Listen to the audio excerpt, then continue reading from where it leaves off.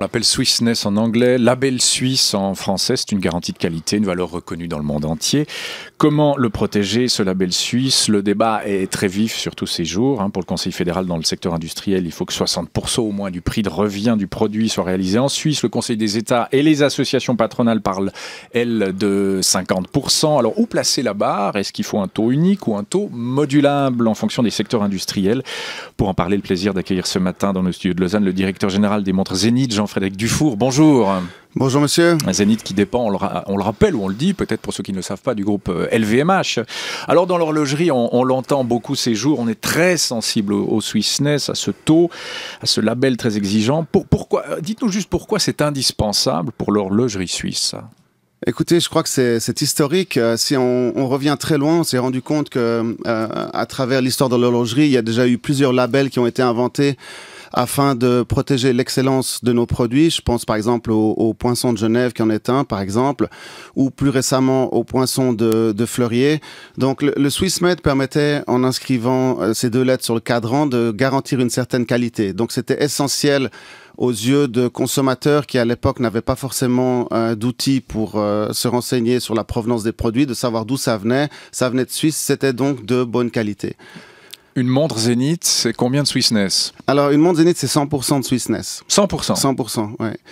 Zenith fabrique ses montres au Locle depuis 150 ans, 1865. C'est là-bas que Georges Favre-Jacot a fondé son entreprise. On fabrique l'entier de nos mouvements depuis toujours. C'est aujourd'hui le nombre de marques qui fabriquent 100% de leurs mouvements. Vous pouvez les compter sur les doigts de la main. Il y en a 3, 4 5. 5. Voilà, ouais. Et 2 en Allemagne. Oui. Donc les Suisses ne sont pas les seuls. Et puis avec ça, eh bien, on a un certain nombre de personnes. On a 80 savoir-faire à l'intérieur de notre manufacture qui nous permettent de réaliser une montre de A jusqu'à Z. Alors voilà pour le cadre artisanal. Chez vous, c'est 100%. Vous nous rappelez l'histoire, le Poinçon de Genève, le Poinçon de Fleurier, ce Swissness, tout ça, destiné aussi à garantir la valeur du produit qu'on achète. Sur le plan politique, économique, j'allais dire, quel est le taux minimum pour vous? Alors on a parlé évidemment des bisbilles entre la Fédération horlogère et Économie Suisse, la FH qui va quitter Économie Suisse à la fin de l'année, justement parce que ces deux parties s'empoignent sur le taux de Swissness. Le minimum de Swissness pour vous, c'est quoi? 50%, 60%, 70%? Écoutez, entre 50 et 60, franchement, il n'y a pas une grande différence. Il faut juste réexpliquer un tout petit peu quelle était la situation jusqu'à aujourd'hui. On parlait de 50% de la valeur du mouvement avec un assemblage et un contrôle de qualité en Suisse. Donc voilà, ce sont des règles qui sont assez facilement interprétables. Il y a eu ensuite en 2007 la FH qui est arrivée avec son idée de 60% pour le quartz et 80% pour le mécanique. Et on voit que pour un sujet qui est quand même critique pour toute une industrie, 6 ans plus tard, on n'est toujours pas décidé. Donc là déjà, je pense qu'il y a un problème. Et le deuxième problème, c'est dans les contrôles. Parce que vous pouvez dire 50%, vous pouvez dire 60%, vous pouvez dire ce que vous voulez à la fin, mais il faut arriver à mettre des contrôles en place pour quelque part éviter la tricherie. Donc on s'attaque un peu au faux problème. Vous dites c'est pas tellement le taux, c'est ce qui est important, c'est le contrôle qu'on en fait. Il y a deux choses. C'est comment on en parle, c'est-à-dire si on parle d'un taux, par exemple, si on parle de 50%, il faut qu'on parle du produit dans son entier et pas d'un aménagement. Ça, c'est une chose qui est très importante. Et puis, deuxièmement, il faut pas se servir non plus de cette arme, entre guillemets, Swissness pour se faire de la concurrence entre marques suisses. Et c'est pas parce qu'aujourd'hui, certains groupes ont pris de l'avance sur d'autres qu'il faut tout d'un coup parler haut et fort et dire que la seule chose qui vaut la peine d'être produite, c'est 60% de Swissness. Alors exemple. Non, mais là, ça c'est Nick Hayek, il l'a dit encore sur notre antenne, pour lui c'est 60%. Là, vous pensez à Nick Hayek quand vous dites ça? Par exemple, j'ai un immense respect pour la famille Hayek et pour ce qu'elle a fait pour l'horlogerie suisse, mais l'AFH est un organe où les cotisations et les droits de vote sont en fonction des chiffres d'affaires des sociétés. Donc, quelque part, c'est un organe qui est trusté aussi par un certain nombre d'acteurs. Par Swatch Group? entre autres, mais ce n'est pas le seul. Vous pouvez parler aussi de Rolex, par exemple, qui est un acteur très important. Et à un moment donné, l'industrie suisse a quand même eu besoin, je parle bien sûr pas de Zénith là à ce stade, mais je parle de l'industrie bas de gamme, entrée de gamme, a eu besoin, donc on parle de produits qui se situent à 200, 300, 1000 francs, peut-être jusqu'à 1500 francs. Et ces produits-là ont eu à un moment donné, il faut rappeler peut-être à nos auditeurs que, vous savez, dans le monde entier, on fabrique par année environ, je pense, 700 millions de montres. Sont exportés de Suisse peut-être 26, 25, 30 millions de montres, je connais plus le chiffre exact. Mais on se trouve en concurrence, pas seulement entre Suisses, mais on se trouve aussi en concurrence par rapport à d'autres acteurs du marché. Et par rapport à ça, à une certaine époque, on n'avait simplement pas la capacité en Suisse d'arriver à fabriquer en étant en concurrence à ce qui se passait sur le marché. Donc l'idée, mais c'est pas uniquement les marchés asiatiques, on a d'abord été peut-être, il y a l'Italie du Nord par exemple, qui est un acteur très important, il y a la France, il y a beaucoup d'acteurs européens, il y a l'Inde, il y a la Thaïlande, enfin bref, quand on parle, on voit toujours l'usine chinoise qui pollue au fin fond d'une sombre province, mais c'est pas le cas. Donc, par rapport à ça, ça a aussi été une manière pour l'horlogerie de se développer. Et aujourd'hui, ben, voilà, les choses évoluent. C'est clair, c'est très bien qu'on fasse revenir en Suisse parce que la technologie nous le permet, certains savoir-faire pour produire ces montres entrée de gamme. Mais je vous le répète, entre 50 et 60%, franchement, je vois pas tellement de différence. La différence, elle est dans la manière dont on l'applique. Ça, c'est la première chose parce qu'il faut être capable de le contrôler. Et la deuxième chose, je pense, qui est très importante, c'est qu'il ne faut pas aménager des Swissness par rapport à des branches particulières. Dire donc, 50% dans l'horlogerie et je sais pas, 20% dans l'habillement, par exemple. On avait la proposition, Stéphane Delury nous en parlait à 7 heures de ce PLR Neuchâtelois, Alain Ribaud, qui dit voilà, 50% pour l'industrie, puis on peut faire une exception, 60% pour le secteur horloger.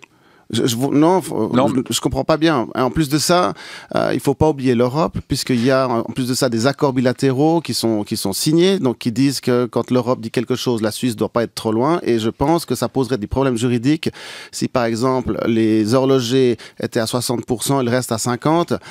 Ça pose des problèmes de douane sur les factures. Vous devez mettre tout un certain nombre d'informations. Ça devient ensuite très compliqué. Donc il faut vraiment faire attention là à ce niveau-là. Bon, moi je vous écoute avec intérêt, Jean-Frédéric Dufour. On voit que vous n'êtes pas tout à fait quand même sur la même ligne que Swatch Group et que Nikkei, que vous le disiez, ils trustent aussi les choses. Cette rupture entre la Fédération horlogère et économie suisse à propos du Swissness et du label, alors vous n'êtes pas tout à fait d'accord avec cette réaction de la FH qu'en pensez-vous ? Écoutez, c'est une réaction de la FH, je sais pas, j'ai pas à la commenter. En l'occurrence, on m'a jamais posé la question. Donc, par rapport à ça, voilà, ils ont pris cette décision. Vous étiez pas, vous n'avez pas pris cette décision, vous ne l'auriez pas prise.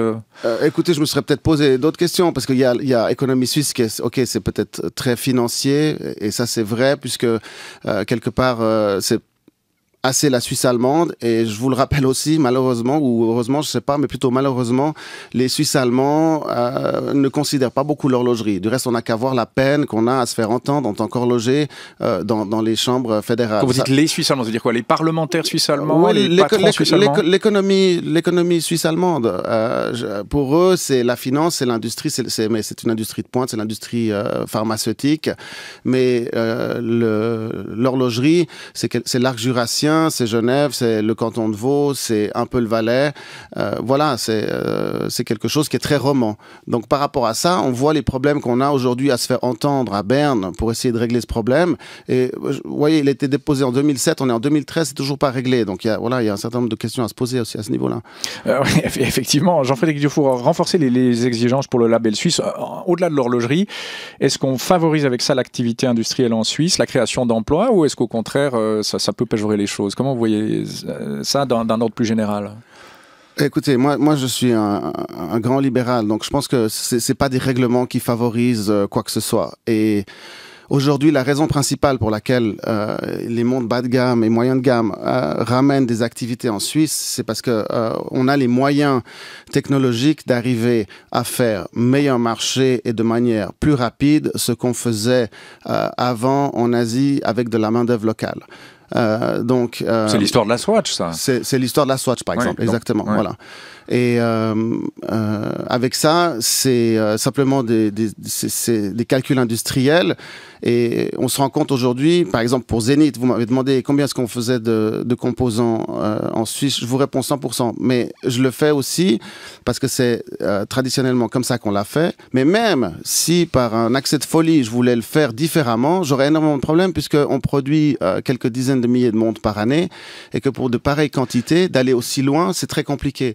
Donc quand ça vous coûterait plus cher à la limite de produire un peu à l'étranger. Et quand on parle d'horlogerie haut de gamme, on est dans ces quantités-là. Donc quelque part, ce qui compte avant tout, avant le Swiss Made, c'est la marque. Et c'est la marque, donc c'est ce qui est écrit sur le cadran, en l'occurrence Zenith, qui doit donner une garantie aux consommateurs de la qualité du produit. Et pas uniquement au moment de l'achat, mais aussi au moment du service après-vente, au niveau de la substance qu'il y a dans la marque, de l'histoire, de l'émotion que vous éprouvez quand vous achetez ce produit.